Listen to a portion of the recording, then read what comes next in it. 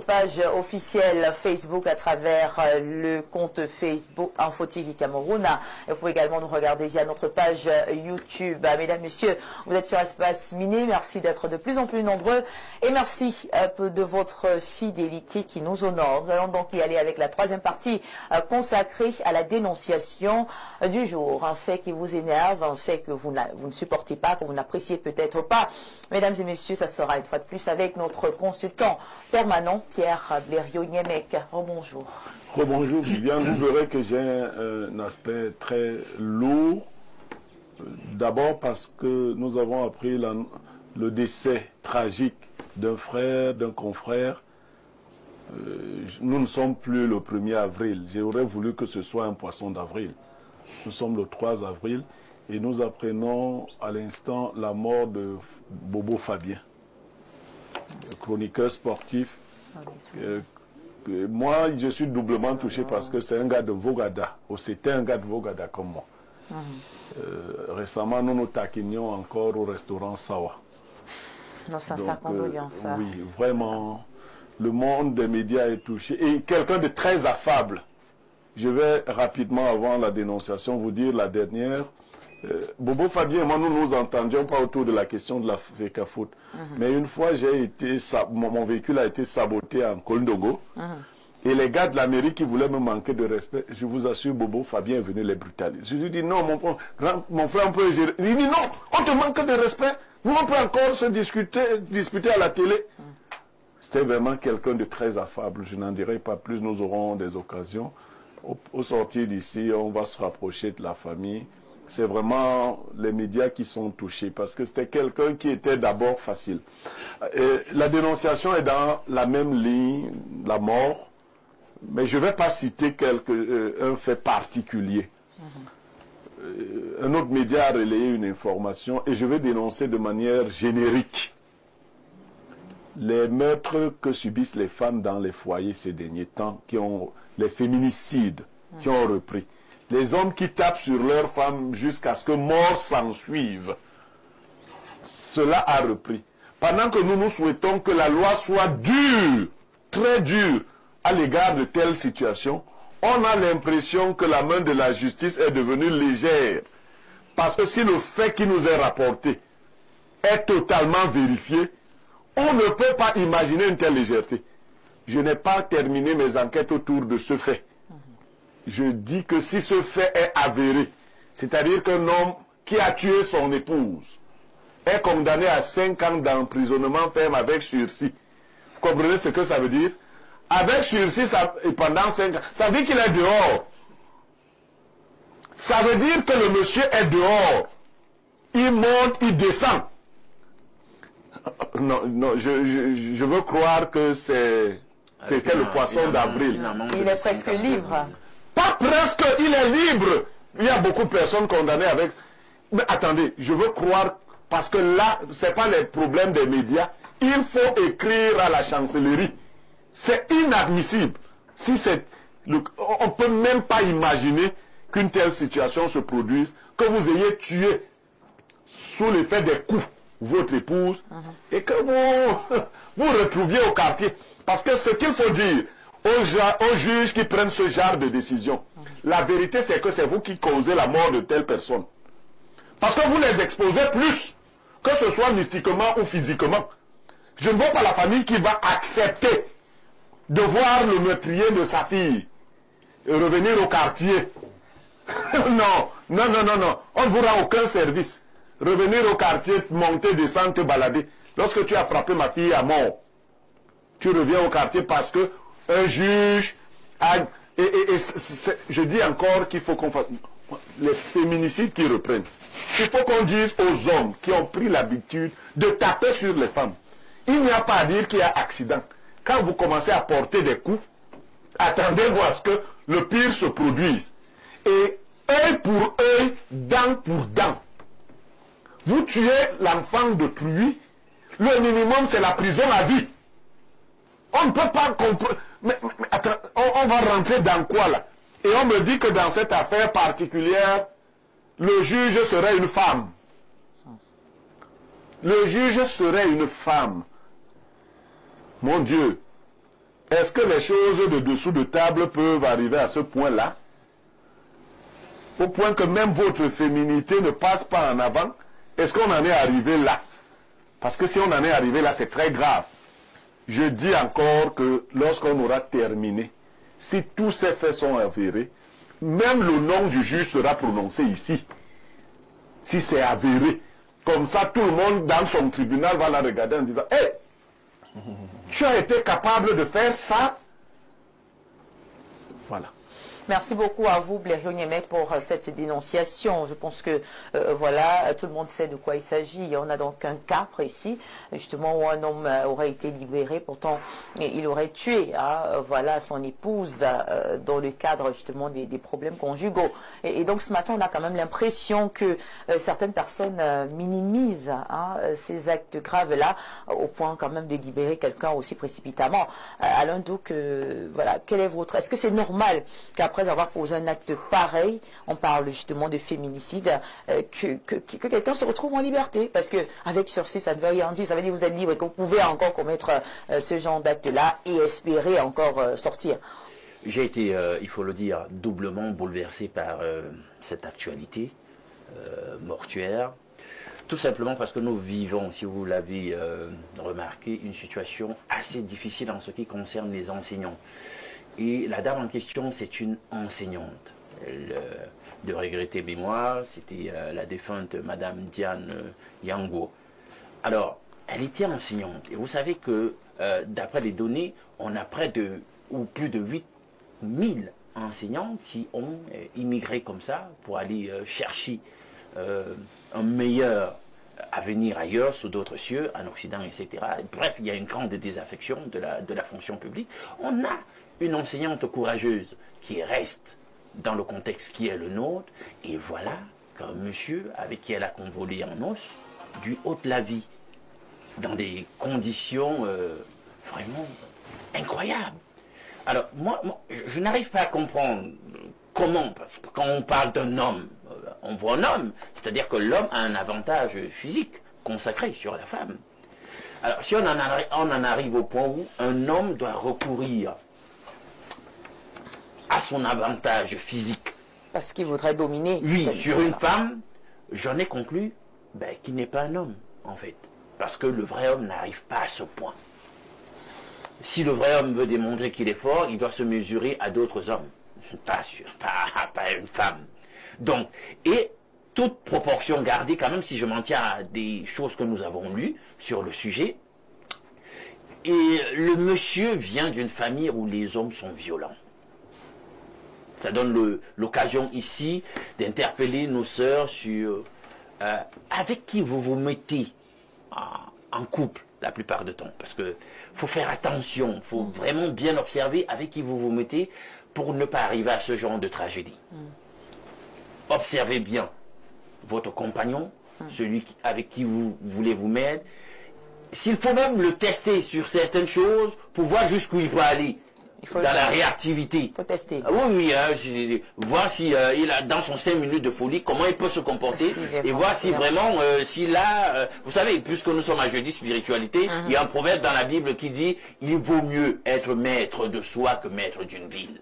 Donc s'il n'est pas capable de faire montre de continence, apprendre à se maîtriser, et qu'il est capable de s'en prendre à vous physiquement, c'est un signal. Commencez à faire vraiment attention et peut-être même à rétropédaler dans la relation. Et vous savez, cela, ça commence souvent dès le bas âge, parce que moi je connais par exemple un jeune homme, voilà, qui avait pour modèle son papa qui frappait sa maman, et il estimait qu'il avait raison de le faire. Et il a grandi. Dans le cas d'espèce, on dit que le monsieur en question qui nous a volé la vie de cet enseignant, de cette compatriote, on dit que justement son père battait.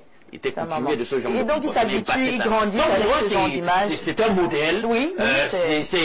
On se transmet ça de façon atavique dans la famille. C'est comme ça. Et puisque la femme est faite pour être battue, c'est un tam-tam. Exactement. Et puis vous allez même voir des belles-mères qui parfois soutiennent ça, qui disent qu'il faut supporter le foyer, c'est supporter. On ne part pas du mariage parce qu'on a été...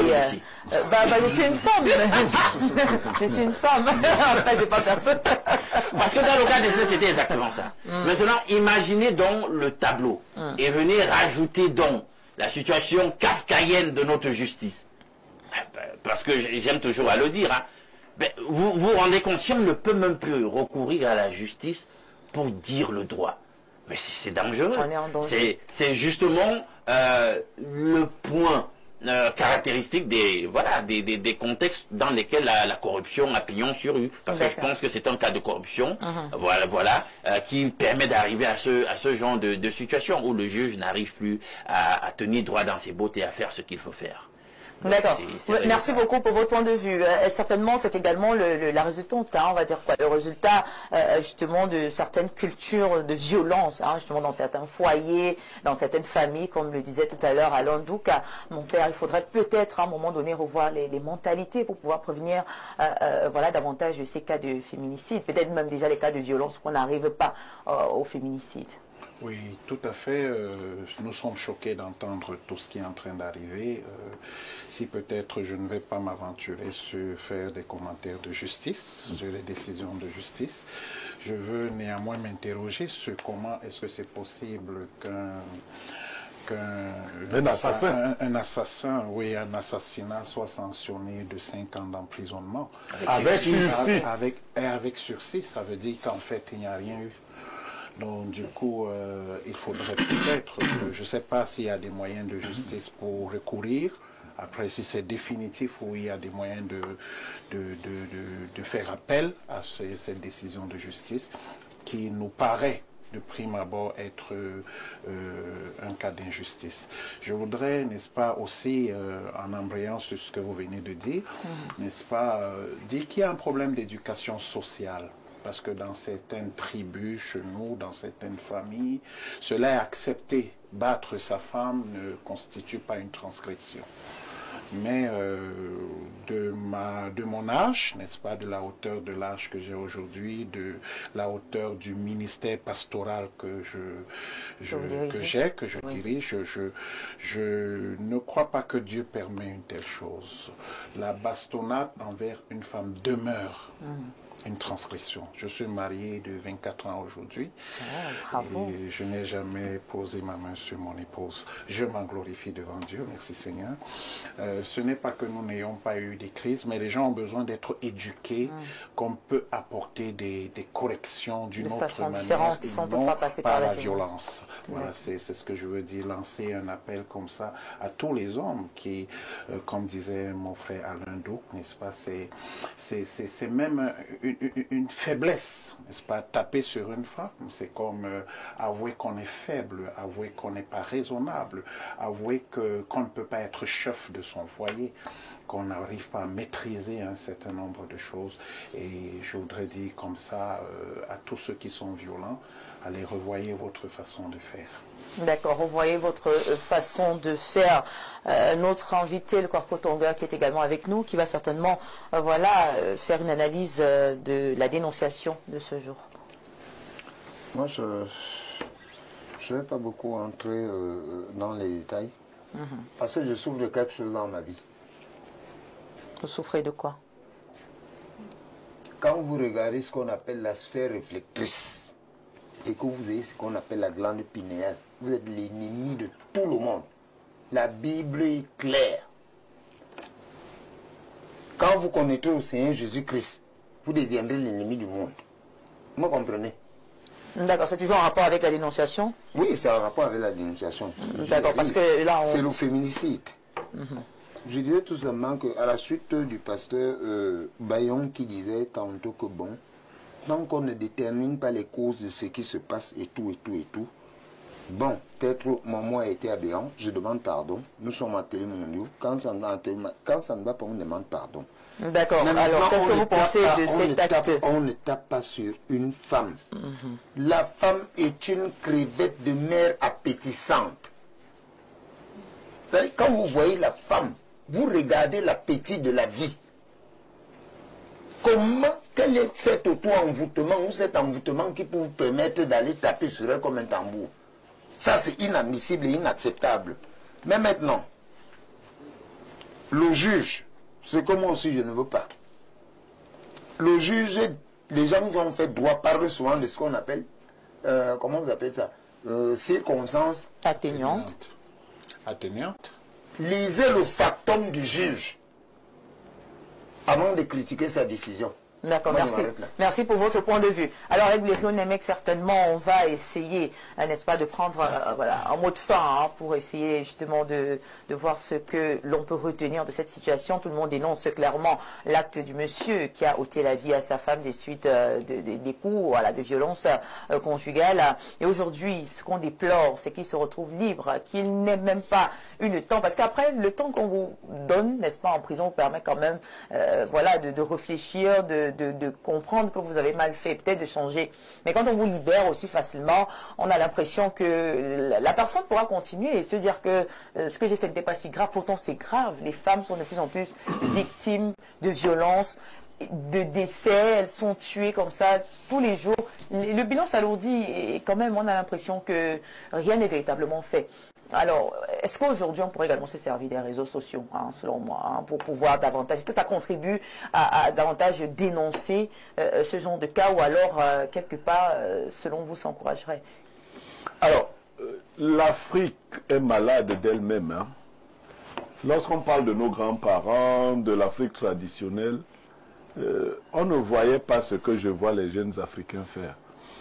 Déjà, on était éduqués au mariage. Et les femmes avaient un âge beaucoup plus éloigné de l'âge de leur mari. Il faut qu'on remette des choses dans la... Le mari se comportait comme un père. C'est-à-dire, vous alliez prendre une femme, vous aviez déjà 33 ans, vous la preniez, elle avait 11 ans, le temps qu'elle devienne femme, ainsi. Donc, il était comme votre père. Protecteur. Oui. Il pouvait vous gronder, il arrivait même qu'il vous corrige. Parce que certaines des femmes sont allées en mariage étant les cadettes des enfants de leur mari. C'est un contexte qui a changé. Et à cette époque-là, l'homme était pourvoyeur de tout. Parce que même les Africains qui vivent en Occident disent moi je suis un Bantou, je suis un Bantou. Il fait le 50-50. 50% avec la femme et il dit qu'il est Bantou. Vous comprenez? C'est-à-dire que chacun paye les factures. Et il est Bantou quand... Non, le Bantou prend tout en charge. Il ne faut pas vouloir être Bantou quand ça te plaît. Il y a un côté Bantou qui te plaît et un autre côté qui ne te plaît pas. C'est pas bon. Alors, cette éducation que les gens ramassent, Alain Douk décrivait, parce que papa tapait. C'est vrai, ne dites pas que parce qu'un père t'appelle, le fils va taper. En matière de psychologie, il y a deux réactions. Soit on reconduit les schèmes qu'on a vus, soit on s'y oppose. Oui. Il y a des gens qui sont extrêmement permissifs avec leurs enfants parce que leurs parents étaient trop violents. Exactement. Il faut éviter les deux extrémités. Maintenant, parlant de la femme pour les hommes, la première question que vous devez vous poser est celle-ci. Si j'ai affaire à quelqu'un de plus fort physiquement que moi et que nous avons un différend, comment on le résout? Là, c'est pour la femme. Non, pour l'homme. C'est-à-dire que ceux qui se servent de la violence, ceux qui ont recours à la violence physique, c'est à eux de se poser la question. Ils doivent se poser la question. Si j'ai un différend avec Viviane, comme je crois être plus fort que Viviane, j'use de la force, n'est-ce pas? Sauf que Viviane a juste la bouche. Non, je prends un exemple. Oui. Si maintenant j'ai un différend avec le pasteur Bayon, pourquoi je n'use plus de la force? Donc la force est éphémère et elle est aléatoire. Elle est même contingente. Il y a même des femmes qui laissent leur mari les taper seulement parce qu'on leur a dit qu'il faut laisser. Il y a des femmes, elles tapent l'homme là. C'est vrai ça? Oui, il y en a beaucoup plus qu'ils sont là dans la boisson. Il y a beaucoup d'hommes là, si la femme le prend même. Moi, ma tante prenait souvent mon oncle, tu vois, et elle soulève et après nous regarde. Voilà, elle fait dans les deux sens. Non, je ne suis pas. Il faut bien saisir le fil conducteur. Je veux dire que ce n'est pas un moyen de résolution des conflits que d'user de la violence, puisqu'elle est éphémère. Il faut développer d'autres choses. Pour ceux qui ne savent pas, moi j'encadre les hommes dans ce... Il faut développer avec les femmes ce qu'on appelle la dépendance affective.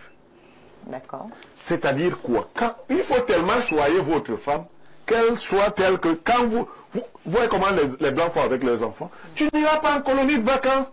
L'enfant a envie comment ça... Si tu dis à un nègre, tu n'iras pas en colonie de vacances. Dis que c'est d'abord que c'est quoi? Qu'est-ce que ça lui apporte? Chez les Blancs, on dit à un enfant, va dans ta chambre. Ils sont à pleurer. Si tu dis à mon fils, va dans ta chambre, il va casser tout dans la chambre. Ou alors, voilà, cette année, tu n'iras pas en France, tu iras plutôt, je sais pas, en Belgique. Voilà, vous avez juste le pays. Voilà. Vous avez donc saisi la dépendance affective. Il faut que vous deveniez le monde de votre femme. De telle sorte que, comme le disait le poète, un seul être vous manque et tout est depeuplé. Quand quelqu'un vous aime beaucoup, il suffit que vous priviez par exemple votre femme de votre parole, qu'elle dise que waouh, je vais mourir. Et je vous parle là de ce que je fais. Si je me tais seulement, c'est la mort. Si je dis que je ne te parle plus, c'est la mort. Oui, mais parce qu'à côté de ça, vous lui avez donné tellement d'affection que vous lui manquez. Donc, et même beaucoup de parents ne savent pas punir leurs enfants parce qu'ils ne savent pas les aimer non plus. Lorsque vous n'avez aucun autre moyen, un homme qui ne donne pas d'argent à sa femme et qui voit sa femme s'en sortir, il crée entre la femme et lui des relations de rivalité. Tu fais ça pour me montrer que... Alors que montre à ta femme que même si elle a même plus que toi, tu es l'homme, tu vas toujours agir. Ah ben ça va lui manquer. Montre-lui de l'affection. Laissez cette affaire-là. Et pour les femmes, pour sortir, refusez le premier coup. Refusez radicalement, je dis bien radicalement le premier coup. Justement, j'allais envoyer là, vu qu'on en a parlé, pour vous demander, est-ce qu'il y a des signes précurseurs? Je dis refusez radicalement le premier coup. Parce que les hommes qui promettent de changer ne changent jamais. Refusez et faites-le savoir. Même dans les blagues. Refuser, ça veut dire que vous êtes prêt à partir. Non, ça n'arrive même pas. Je dis que dans vos conversations, si vous entendez seulement le gars dire qu'il avait tapé sur sa... Non, il avait tapé sur son ancienne copine. Qu'est-ce que vous faites? Vous lui dites que si tu avais fait ça, c'était là-bas.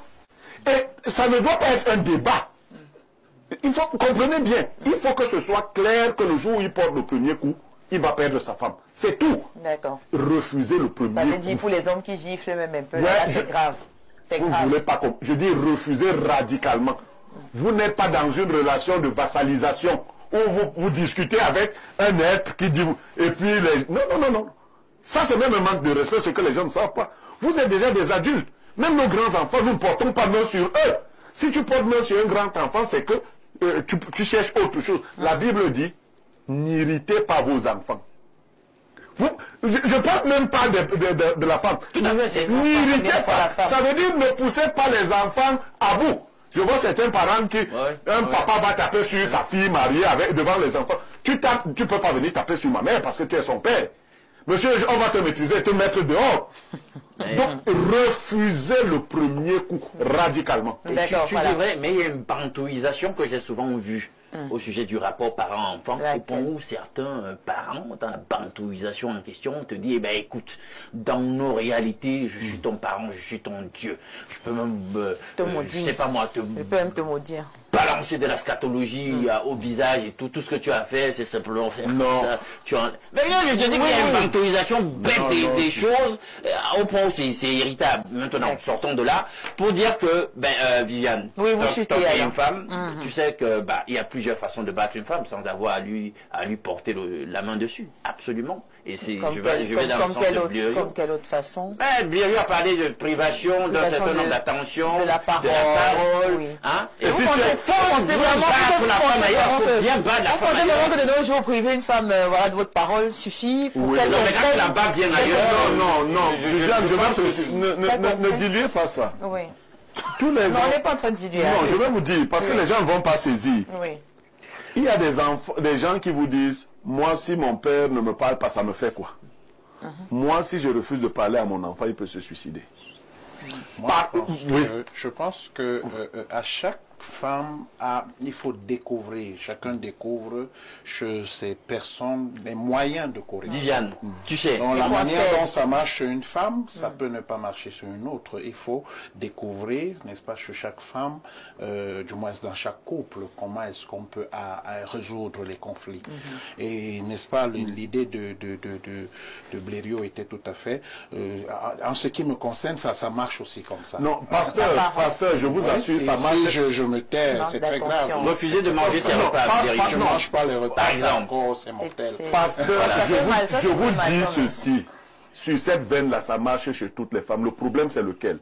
Au lieu de prendre la femme telle qu'elle est venue, vous devez la transformer. Si vous rencontrez une femme qui a été beaucoup aimée par ses parents et que vous n'êtes pas un cœur aimant, vous ne serez pas à la mesure. Parce qu'une fille qui avait l'affection de son père, elle trouve un rustre. Non, vous ne pourrez pas. Or, une fille, si vous trouvez par contre une fille qui n'a pas été aimée, vous avez une chance. Oui, beaucoup de chance. De lui donner beaucoup d'amour au point que vous deveniez cet être sans lequel. Voilà. Et je vous dis, l'attachement ou bien la dépendance affective est plus que la bastonnade. Il y a des enfants, des femmes qui pleurent parce que le mari a dit je ne mange pas. Maintenant, si tu trouves une femme gâtée dans la famille, on ne mangeait jamais ensemble, on ne faisait rien ensemble. Tu ne la transformes pas. Du tu coup, dis, le manque, toi, elle tu va pas ressentir le quand manque. tu dis même je ne mange pas, elle te répond que est-ce que la nourriture a suffi même. Elle te répond que est-ce que ça nous suffit. Du coup, elle est insensible en fait, parce qu'elle n'a pas connu ce genre. Parce qu'elle n'a pas. Oui, d'accord, je vous relance tout de suite. Hein. Je Je vais poser une question à Blériot. Ok, posez la Que je ne question. perde pas le fil de mes idées. Allez-y. Blériot, vous avez parlé, utilisez encore votre expression là. Laquelle? La sédentarisation sentimentale ou quoi vous avez- La dépendance affective. Affective. Vous ne pensez pas que ce soit un envoûtement? Oui, mais c'est une forme d'envoûtement. Et l'envoûtement est bien.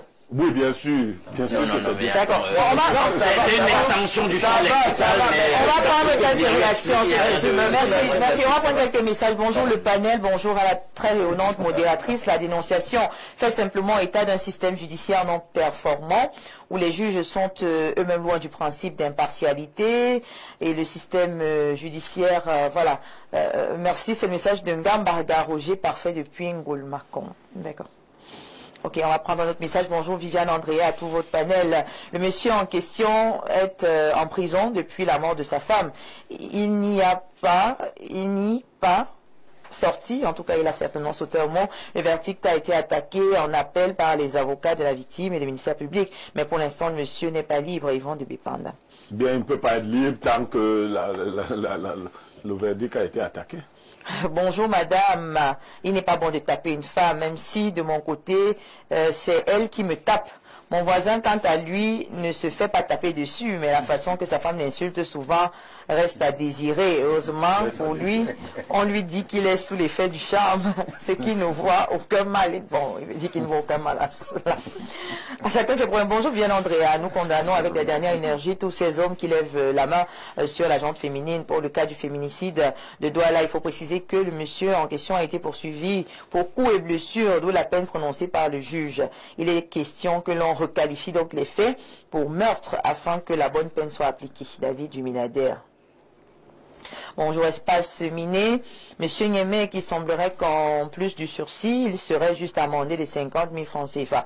Je suis partisan du zéro tolérance envers ces meurtriers décomplexés. Il n'y a que la prison à vie qui puisse susciter un semblant de soulagement chez la famille de la victime. Déjà l'année passée, même les 10 ans qu'on avait donnés à l'ancien sous-préfet, voilà, pour meurtre par balle de sa campagne, le sous-préfet de Lukunje, me semblait complaisant. La femme doit être protégée dans ce pays, Bertrand, depuis Marois.